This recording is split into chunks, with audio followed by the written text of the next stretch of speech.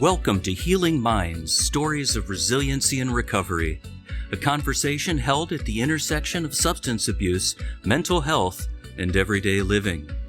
Your hosts, Marc Regala and Justin Wolf, bring both professional expertise and personal understanding to the table.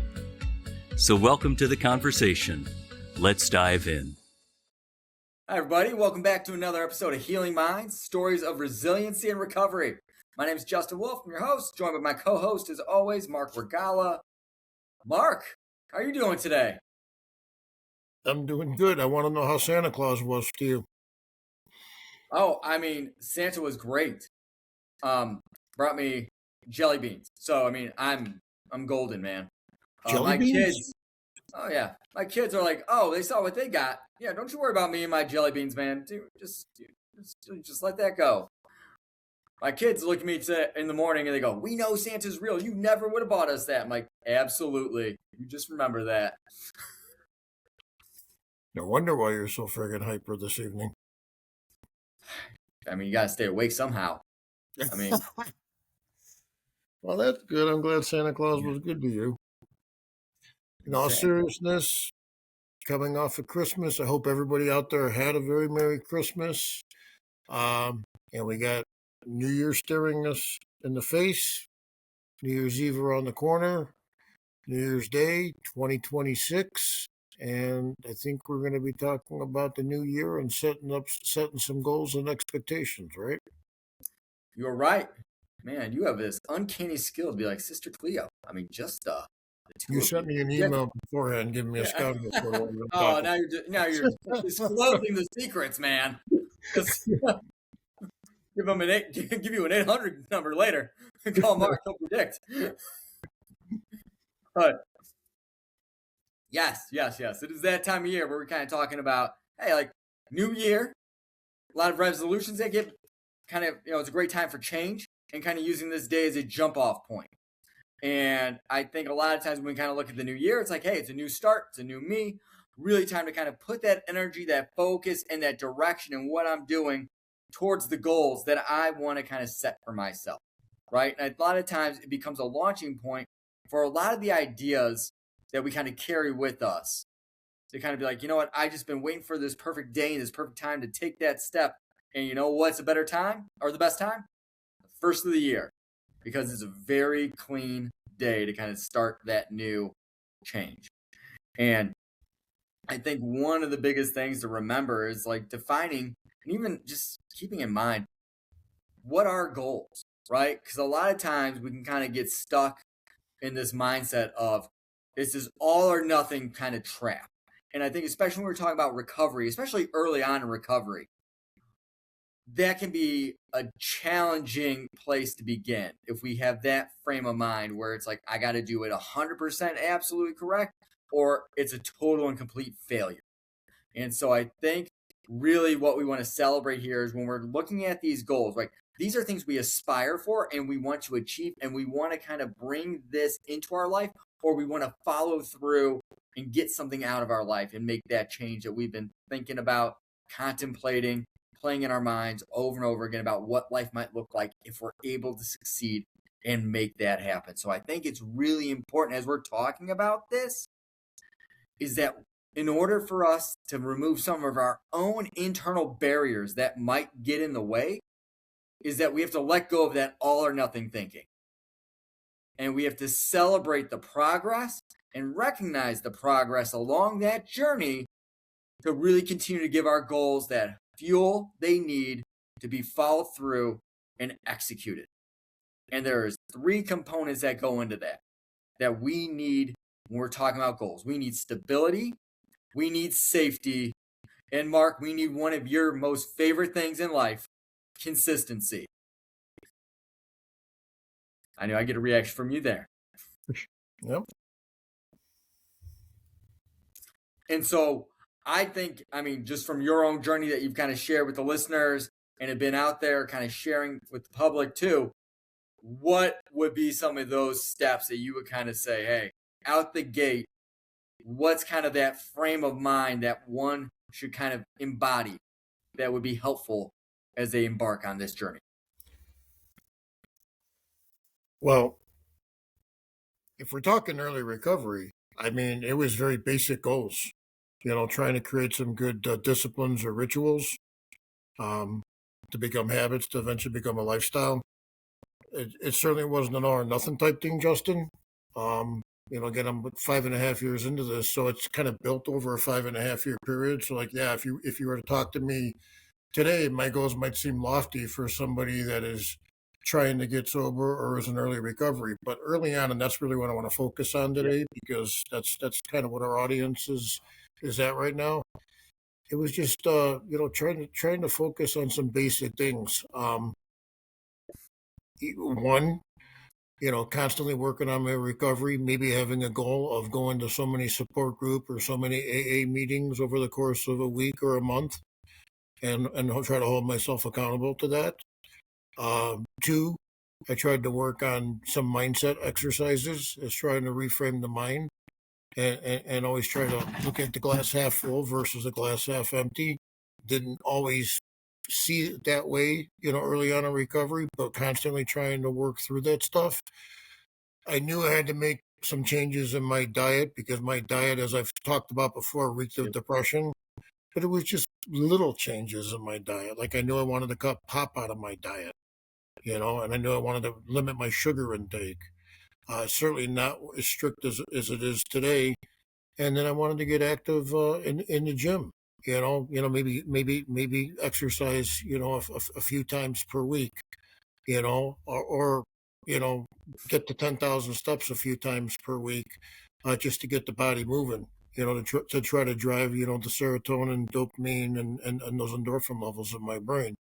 But I mean, it was very basic, very attainable, very doable, but honestly not very easy, for the simple reason I was in early recovery and I was dealing with everything that I was dealing with, trying to process everything that I went through.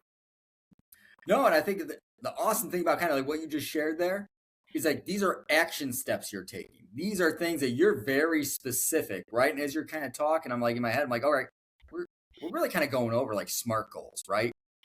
From Yes. smart recovery. We're talking about like specific, they're measurable, they're attainable, they're realistic, and they're time sensitive. And I know I fired that off real quick. Uh, but I think that really helps kind of get us out of our own way at times. Because sometimes early on, we'll have this very, just wiping with this very broad brush and saying, I just want to feel better. I'm waiting to feel better. I'm tired of sitting in the suck. I want to kind of get to a place where I feel good. And the entire time we're reminding ourselves like we're not feeling good. So it's hard to kind of move in that direction where it's like, hey, if I kind of actually move, get my body up, moving, and I'm actually physically doing things differently than I historically have been, well, then I'm going to get a different result. And that is kind of where that fuel and that, energy to kind of continue to take that next step comes from. I mean, it gives you that stability, it sounds like, because it's like, hey, I got control over this. I can follow through and I can execute that. And I can then measure, did I get that done? And then you're giving yourself examples of things that are getting accomplished, things that are getting done. And I think that's a big thing early on because our mind is so focused on not good enough. It's no matter how much I try, it's never going to be enough.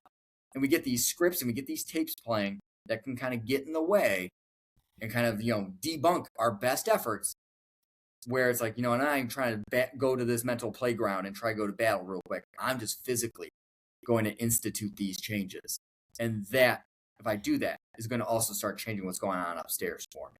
Is that kind of accurate to say, Mark, that it was like for you, man? Absolutely. I mean, you want to get some wins under your belt, because the wins are going to be good for your psyche, and it's going to make you feel good about yourself. And then it's going to want you to kind of build and improve from there. I mean, just like, when you first get sober, you hear all this stuff about 90 meetings in 90 days. I never had to go to 90 meetings in 90 days.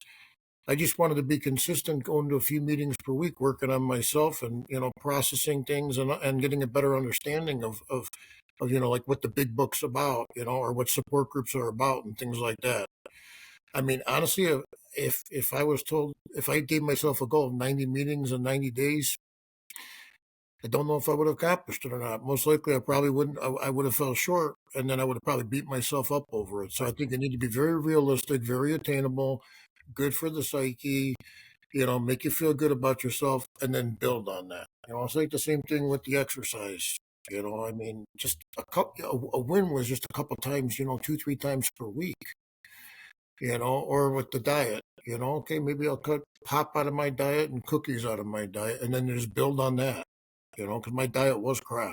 I mean, there's no doubt about it, and it's almost like stepping stones, if you will, and you can adjust, on a quarterly basis or, on a monthly basis if you wish to, and maybe add something into the mix.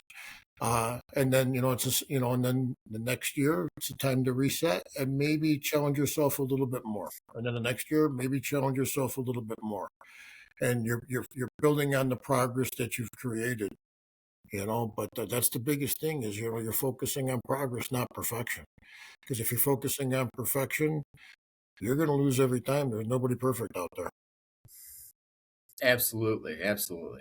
And I think that in of itself is a challenge because it's letting go of that all or nothing thinking that kind of gets really ingrained. And especially when things, especially early on, things feeling out of control, our thought process is very black and white. There is no gray area. It's absolutes.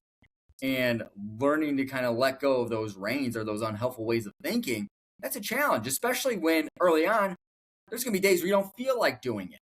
And that is a barrier to actually moving towards your goal because our feelings show up and nothing, a lot of times, like nothing's even happened. Sometimes it's just the way you wake up in the morning. It's like, today sucks.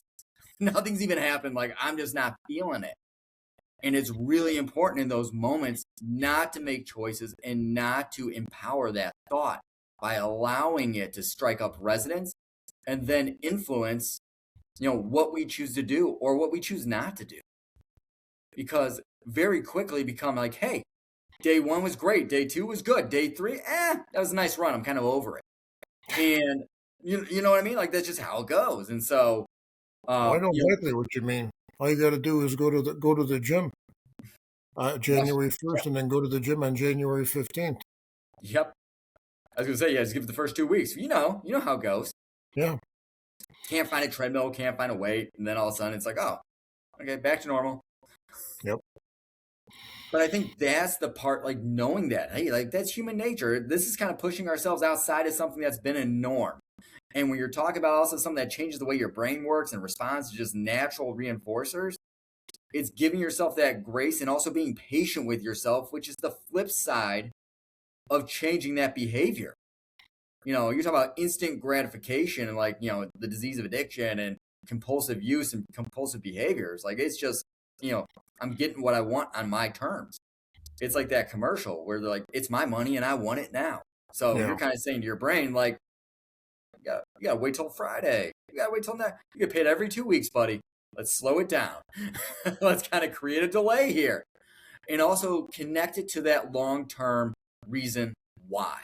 Because I think that's really critical, especially early on, is remembering why am I following through and making this change and choosing to, embrace this uncomfortability that is going to come with it. Because if I'm just like, hey, you know what, I'll deal with it when it shows up, that feeling, like I'll just handle it because I've got a good 2 days under my belt of success versus, the 13 years of just pure destruction I was engaged in. Those 2 days will be enough for me to overcome that. Yeah, it's over before it begins. You know what I mean? So that coping ahead is critical here. And the one thing that early on that I did embrace, and I embrace it to this very day, is just trying to live in the moment, try to embrace that one day at a time, and just try to win the day. Whatever your definition of winning the day is, that's between you and the person in the mirror. Just win the day. You're right. We want instant gratification. We want the urges and the craves, to end yesterday, right?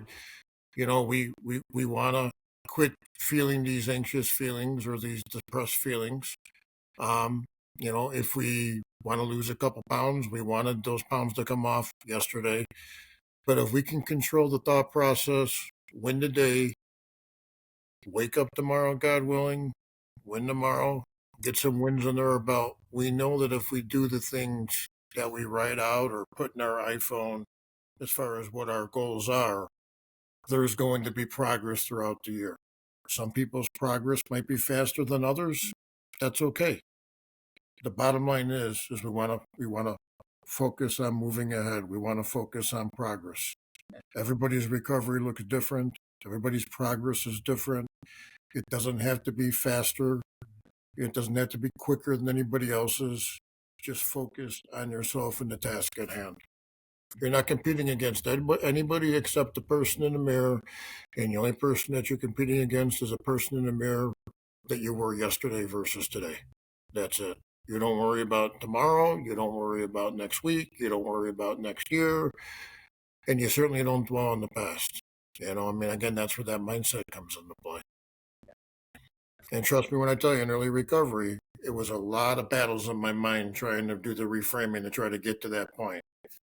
But it's just like anything else. Eventually, it's going to become habitual. Eventually, it's going to become a lifestyle. Once it becomes a lifestyle, your brain will automatically start thinking that way. It's the whole rewiring process. Mm-hmm. Beautiful thing about neuroplasticity and the brain being able to kind of, heal and recover and change. And no, things aren't always stuck this way, especially upstairs. And I think that's critical because that ignites hope. And I think that's a key thing that can be really powerful to kind of empower the journey, especially early on when things feel bleak or, it's really hard to envision and see success as an actual thing happening here.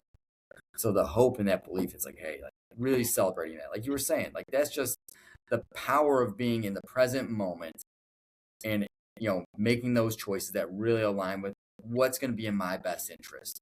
How can I look out for myself at this time?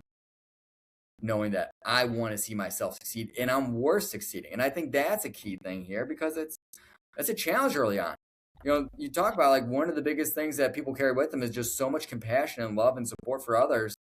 And they take a back seat in their own lives. You know what I mean? And I think that is a huge flip that happens early on that has to happen, that feels unnatural and can feel uncomfortable.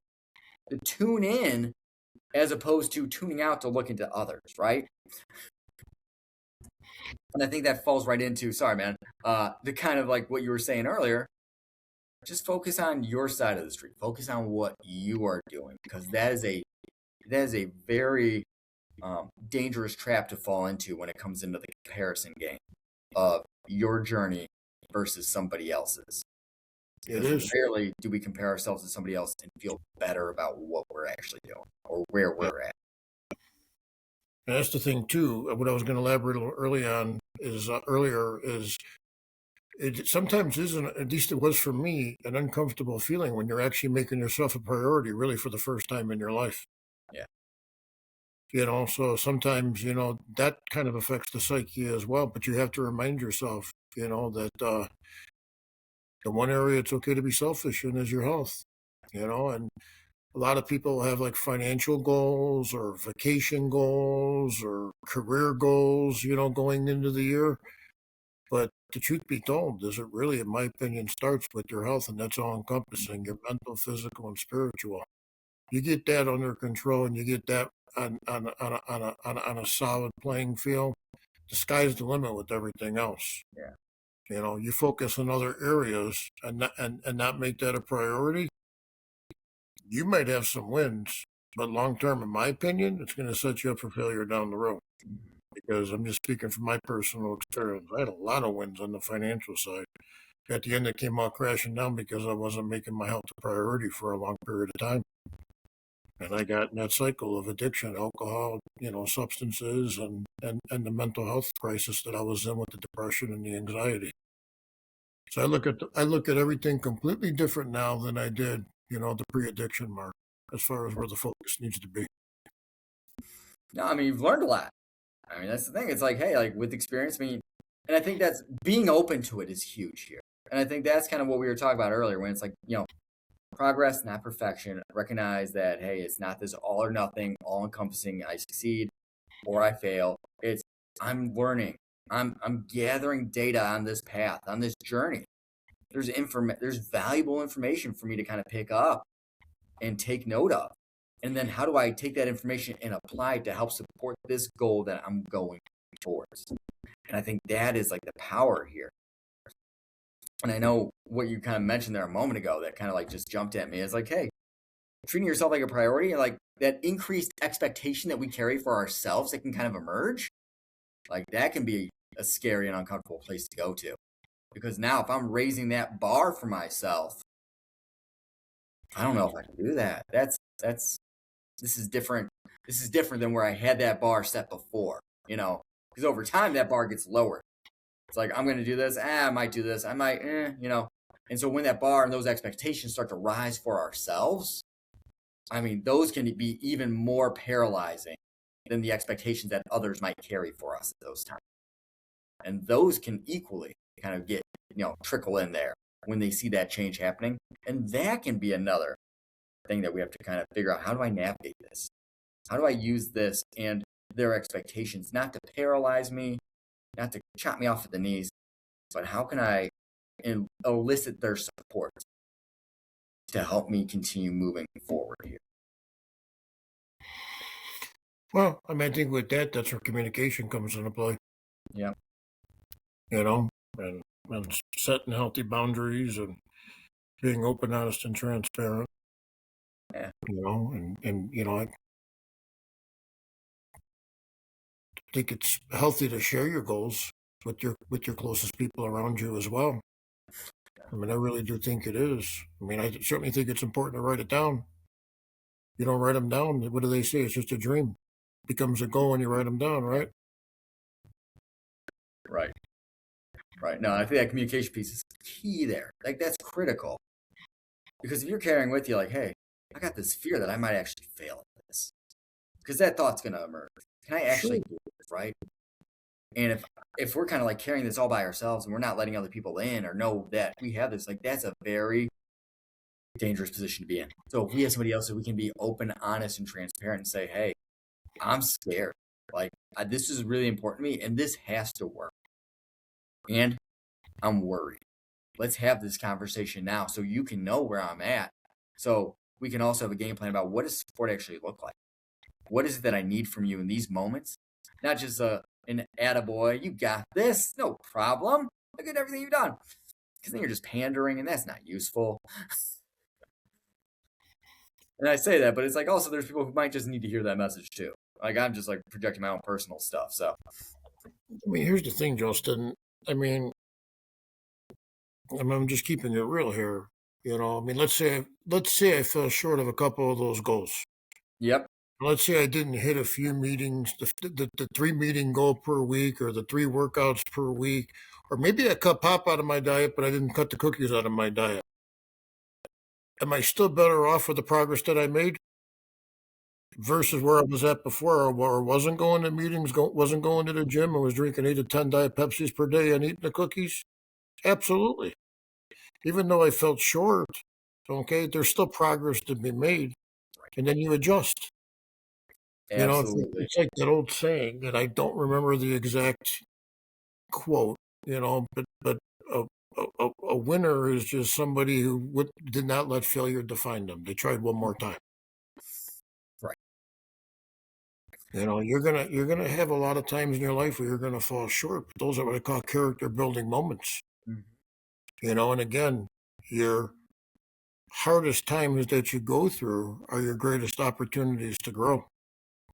Right. And I think that we just have to learn how to embrace that, and understand that when we go through some challenging times, that it's an opportunity for us to grow. I mean, again, I look at me. I mean, I've grown so much on this journey. I'm the best version of me that, in my opinion, has ever existed. Again, even before the pre-addiction, Mark, I just look at the world differently. And this journey has been incredible and it's been beautiful, but it has not been easy, but it started with those little changes early on that we're talking about today for the audience. No, and you said it has been easy. Like, that just like, that kind of resonates with me, man. Because it's like, you think about like what has really been meaningful and purposeful and brought a sense of like self to you. It's things that have pushed you, challenges that have arisen that you've been able to answer that call. Anything that's been meaningful to us in our lives came with perseverance and having to continue that path even when things got difficult and challenging, knowing that, hey, this too shall pass.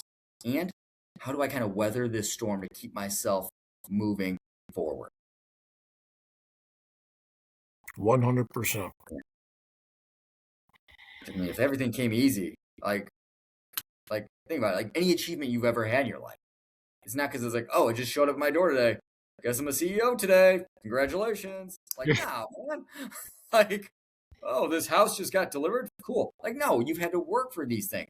Though there's been personal investment, there's been trials, tribulations, things that you've had to overcome, obstacles that you fought and managed to get around that nobody else saw, but you found a way to kind of get around it and keep moving down that path towards what was meaningful enough to persevere and push you. And that's what we're kind of talking about today, right? It's like that goal to start the new year that is meaningful, that does matter, that has a personal connection and attachment to your sense of self, that you are going to weather that storm of stress, of whatever it might be, to continue pushing forward in those moments where you feel like you're really being tested. Absolutely. I mean, I completely agree with that. You and I've had so many conversations about that on these podcasts, off these podcasts. I mean, you know what my beliefs are in regards to that. So true. Very, very true.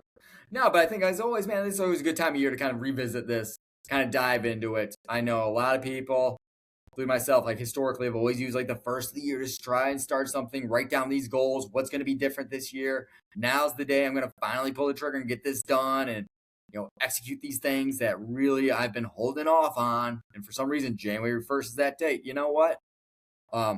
That's okay. You know what I mean? Like, as long as you start that journey and like start moving in that direction, hey, a lot of that work upstairs that had to get done to get you in that position to take that step, it's worth it, Yeah, and I mean, again, I mean, it would be a perfect world if we went from here to here in a straight line. Guess what? We don't live in a perfect world. You're gonna. I mean, throughout the course of the year, throughout this journey in life, throughout your recovery, you're gonna have ups and downs. I mean, you're gonna go through some challenging times. But again, the more you prioritize your health, the more you focus on yourself, the more you put those goals down and continue to try to use those as building blocks to try to be better. Okay, what's going to happen is it's never going to be perfect. Okay, but early on in recovery, it might look like this.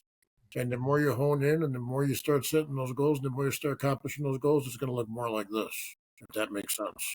Yeah. Does that make sense to you? It does, Mark. Okay. No, I'm just making sure. Yeah, like the drop, in your head, the massive swings that it usually used to happen. Yeah. The roller coaster now becomes like some rolly hills as opposed to some steep drops. Yeah. You explained it better than me right there. The rolling hills is versus the rolling coaster. I like your hand motions. No, but good. Glad you enjoy that. So that's the thing. It's like, hey, like whatever it is that you've kind of been holding off on, kind of, it's always been kind of gnawing at you, poking at you, saying I want to do this, I need to do this, I ought to do this. There's no better time than, the first to kind of make that happen because, hey, it's a clean start. It's the new year, new you, whatever, frame, whatever mantra could be helpful to kind of promote that change that needs to kind of be employed. Hey, if it works and it's effective, that's really all that matters. I got a goal for you. I'm going to cut jelly beans out of the diet. Okay. What's my goal? Buy larger T-shirts? Since we're giving each other goals, stop wearing youth larges, Mark. It went from mediums to youth larges. Nice. It keeps getting smaller, the T-shirts. Hey, those shirts keep getting tighter, man. It's just not me. You know what I mean? I had a good 2025 in the gym. Yes. Got to build on that momentum for 2026. Absolutely. So. That youth, that adult medium to that youth medium, no time. God, real tight. Keep Mark legs are real tight. Perfect. All right. So on that note, same shirts I've been wearing. Had a good year in the gym. I just had a good year in the gym. That's all. That's all. No big deal. Just happens. But I mean, it ties in with what we talked about, like, what you got control over, being consistent, and following through on it, right? Sure. There you go. There you go. Lovely. All right.